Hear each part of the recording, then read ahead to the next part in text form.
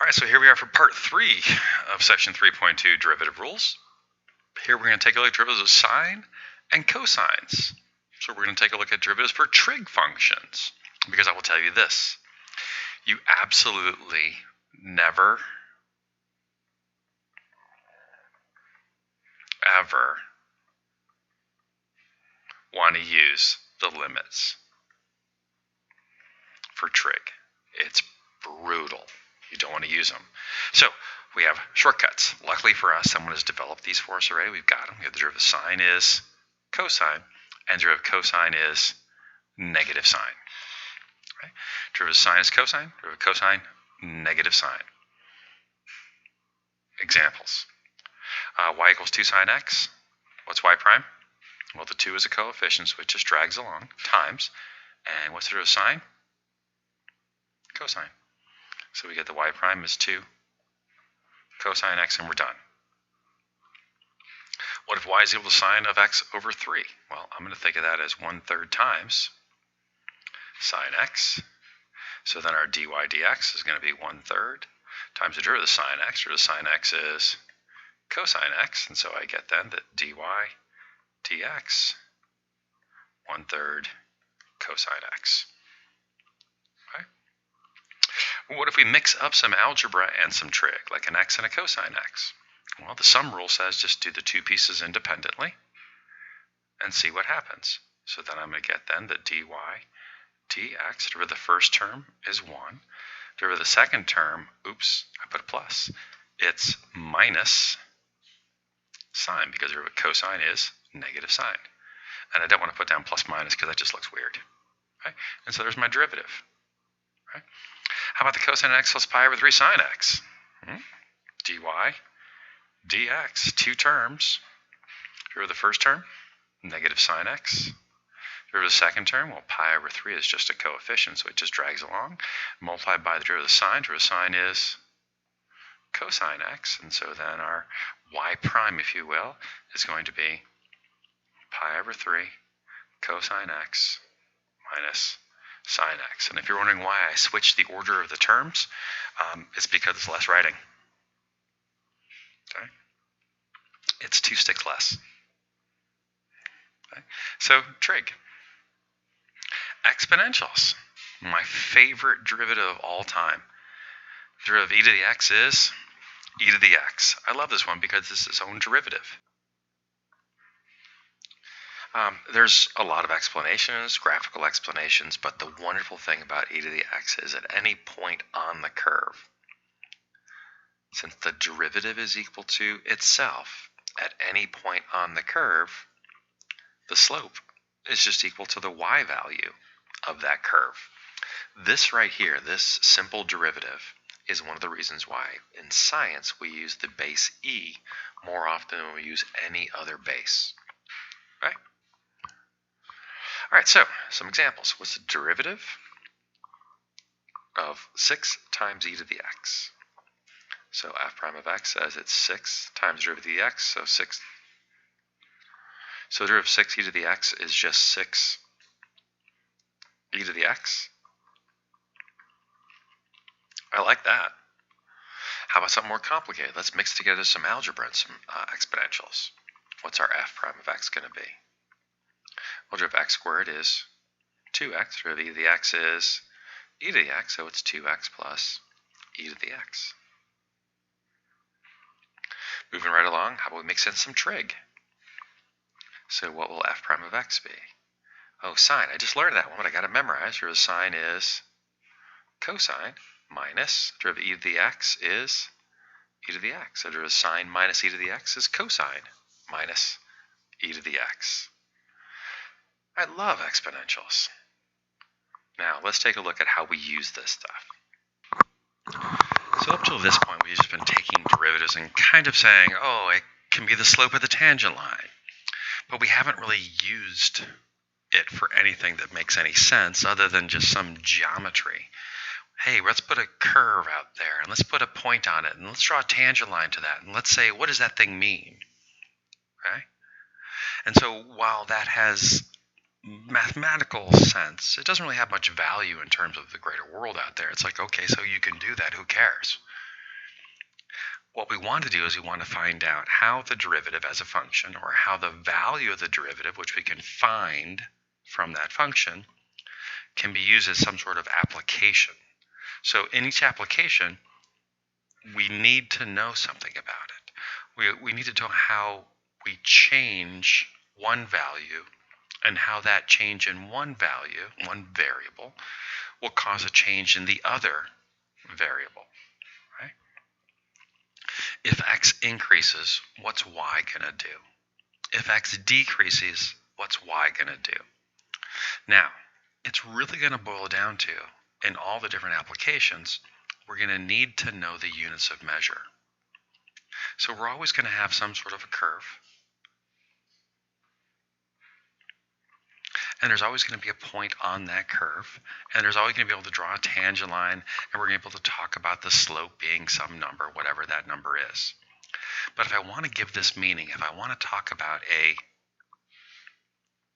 rate of change, and I want to talk about this in any meaningful sense, I need to have units. I need to have horizontal units, and I need to have vertical units. And then the value of the derivative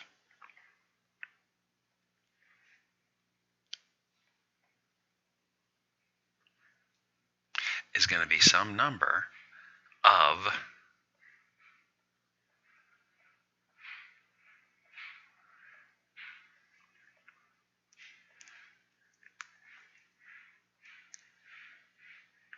vertical units divided by horizontal units. Okay? So for example, if I gave you a graph and I told you that the horizontal axis was time, measured in hours, and I told you that the vertical axis was position, measured in miles, and we have some function doing something like that, and at some point I told you that the slope of the tangent line, that the value of the derivative was 42, what would that mean in terms of a rate of change?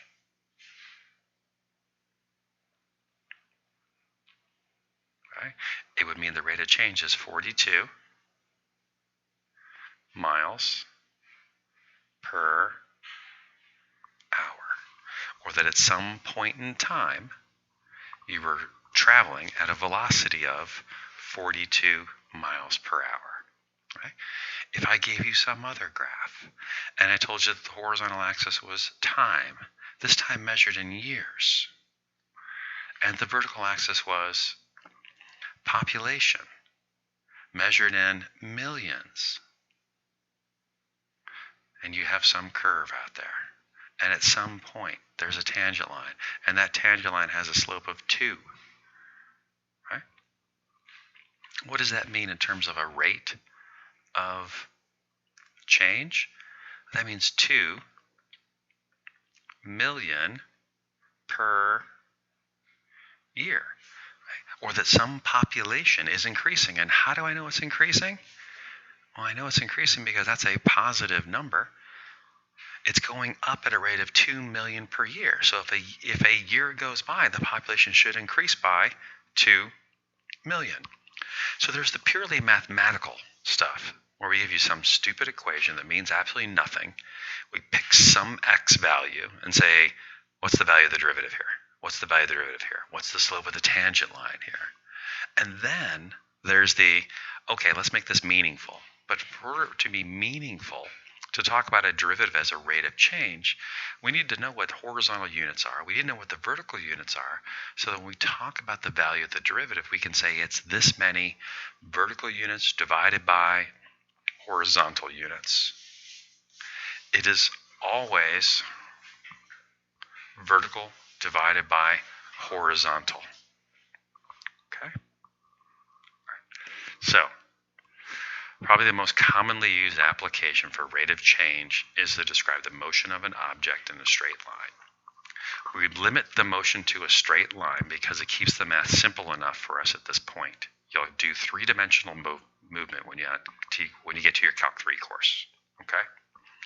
So think of it like this. Have you ever seen those child's play toys where they have a wire and then they have beads on that wire, and you can slide the bead around the wire and through all the loop-de-loops? Okay, so think about it like that, except for our wire only goes left and right. So we have a wire that is not bent, it's straight. Think of it as a number line. Positive motion, negative number. Somewhere there's going to be a zero, a position 0 that we start measuring from. Okay? When the object is moving to the right, we're going to say that it has a positive rate of change.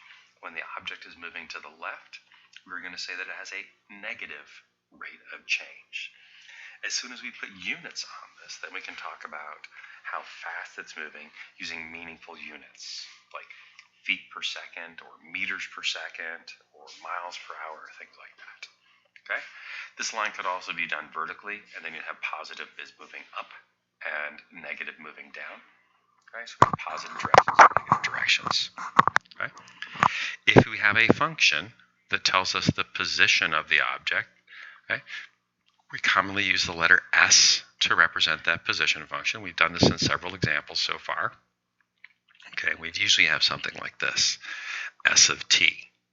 And s usually tells us it's a position function, and t usually tells us that the independent variable is time. That is not to say that every single time you see s's and t's, this is what it means. It is just simply to say that that's the most common use of these. Okay? All right, let's take a look at an example.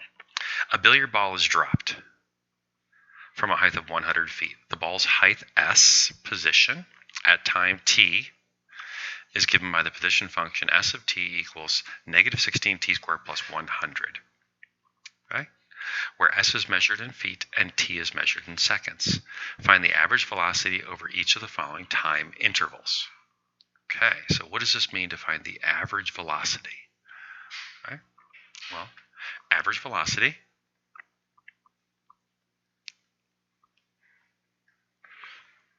is going to be the slope of the secant line. It's position at time 2 minus position at time 1 over time 2 minus time 1. Or if you prefer, instead of p's, we could say that it's s2 minus s1, since we're using s for our position function. Right? So then for this specific time interval, it's going to be s of 2 minus s of 1 divided by 2 minus 1.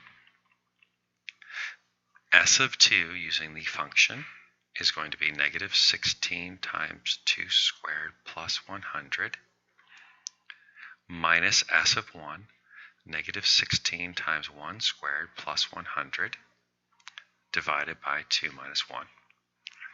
Okay? Hopefully you'll see that this 100 and that 100 are going to cancel. 2 minus 1 is just 1 downstairs. And so I've got 4 times 16, negative 4, sorry. So I have negative 4 16ths. And what's 4 16? 32, 64, negative 64? So I've got a negative 64 plus a positive 16 divided by 1. And so a negative 64 plus a positive 16 is going to be a negative 48.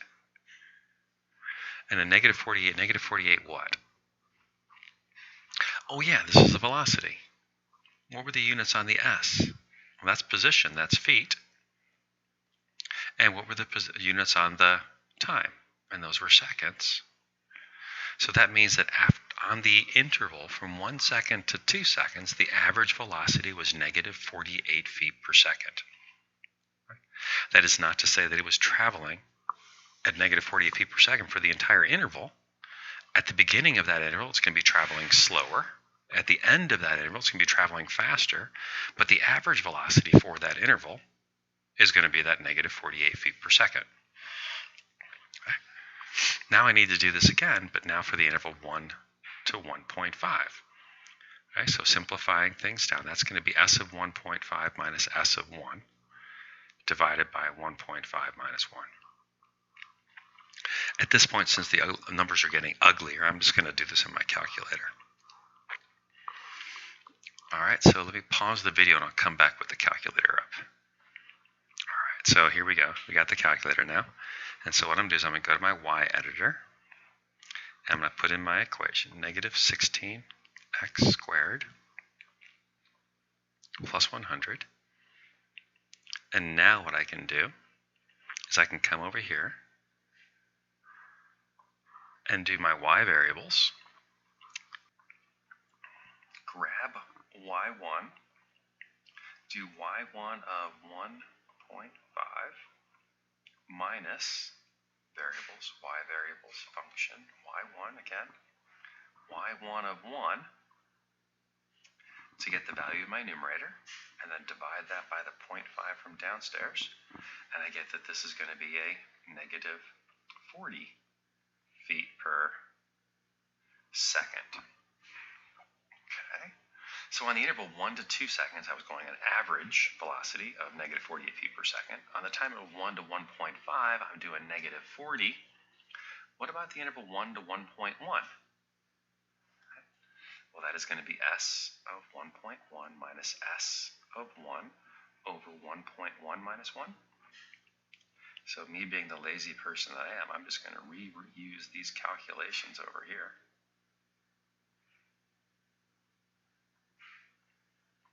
Change that to 1.1 minus 1, and then divide that by 0.1, and I get negative 33.6 feet per second. So as the time interval is getting smaller, the speed is getting slower. And essentially, what we're doing here is we're doing this. I have a function. I have a point P. That's the point when t equals 1. I have a point Q, and that's when t is equal to some value t. And I'm moving point Q closer to point P. So essentially what I'm trying to do is I'm trying to take the limit as that time difference gets smaller and smaller and smaller and smaller. And hopefully you're looking at this and you're saying, this is just the derivative again. And so the connection that we're hoping to make here is that if you have a position function, s of t, you can turn it into a velocity function by just simply taking its derivative. I'm going to say that again for emphasis, that if you have a position function s, you can turn that into velocity by just taking its derivative. Now, the reality is you would never use the limit definition for this, because why would you? As long as you have a derivative rule, just use the derivative rules to take the derivative of s, and then call it, instead of calling it s prime, call it v, call it velocity, because velocity is the derivative of position. Now, in case you're wondering where speed comes into play here, velocity is a physics definition, and velocities can be positive, negative, or zero. Speed is an absolute measure, and so it cannot be negative. So speed is just simply the absolute value of velocity. So if someone asks you to find the speed of an object, find its velocity, take the absolute value. Okay?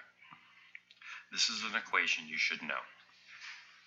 The position of a free-falling object, neglecting air resistance because we don't want to get things too complicated, under the influence of gravity can be represented by the equation s of t equals negative 1/2 gt squared plus v sub 0 t plus s sub 0. Okay? S sub 0 is the initial height of the object. So if you're dropping it off a 100-foot cliff, s sub 0 will be 100. If you're dropping it off of a 50-foot cliff, f sub 0 will be 50. V sub 0 is the initial velocity.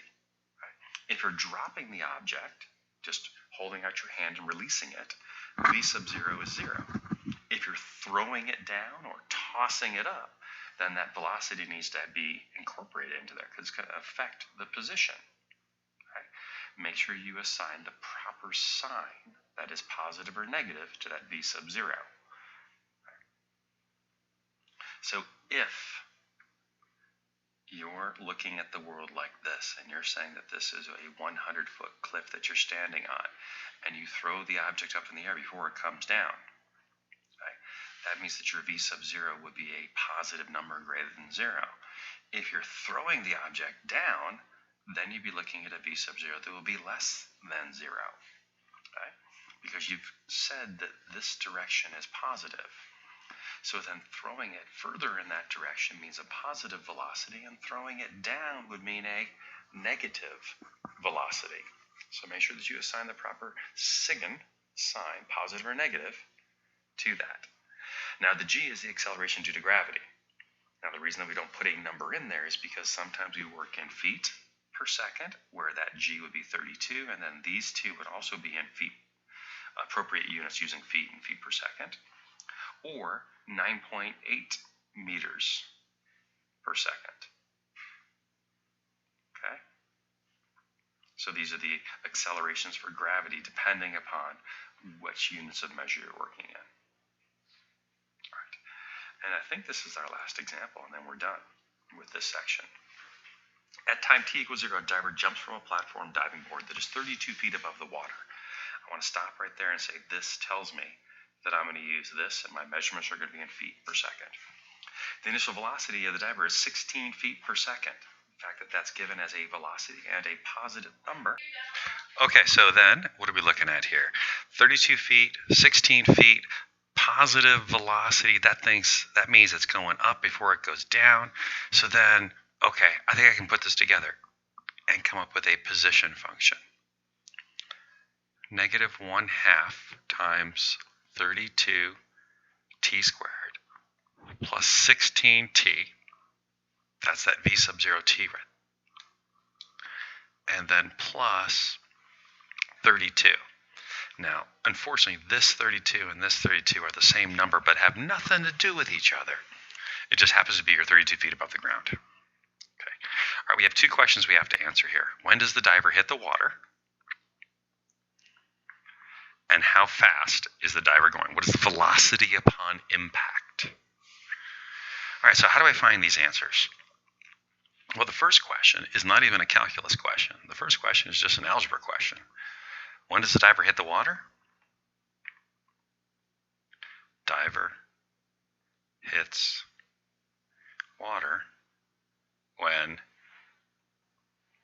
height equals 0. So when is s of t equal to 0? So when is negative 16 t squared plus 16 t plus 32 equal to 0? This is why this is 32. It's going to make solving this by hand not so bad. First thing, I'm going to factor out a negative 16. That gives me t squared minus t minus 2 is equal to 0. I'll factor this. I got negative 16 times t minus 2 times t plus 1 is equal to 0. That means that t is either equal to 2 or t is equal to negative 1. Clearly, this makes no sense whatsoever because there's no negative time. So the diver is going to hit the water after 2 seconds. So diver hits water after 2 seconds. So there's the answer to the first question. Now remember, words in the question, words in the answer. Okay. Question number 2. What is a diver's velocity upon impact? What is v of 2?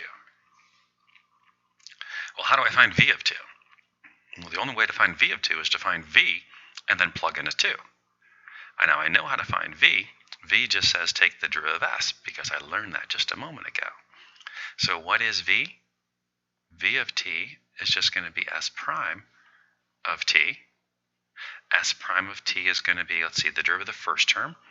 And I'm going to use this version of it right here because I simplified that first term there. Let's see. Negative 16 times t squared. The 2 times the negative 16 makes that negative 32t. Second term plus 16t, derivative of that is going to be 16.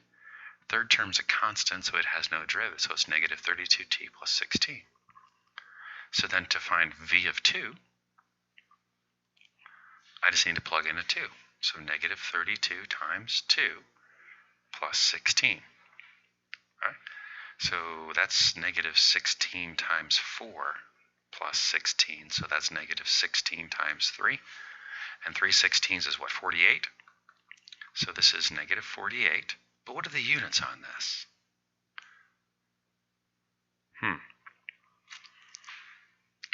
Well, the position function had y values of feet and t, x values or horizontal units of seconds. So my graph for position was this, right?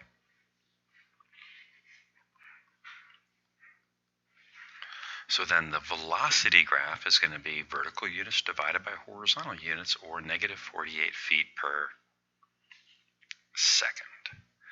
Rate of change, our first application of the rate of change. There will be more.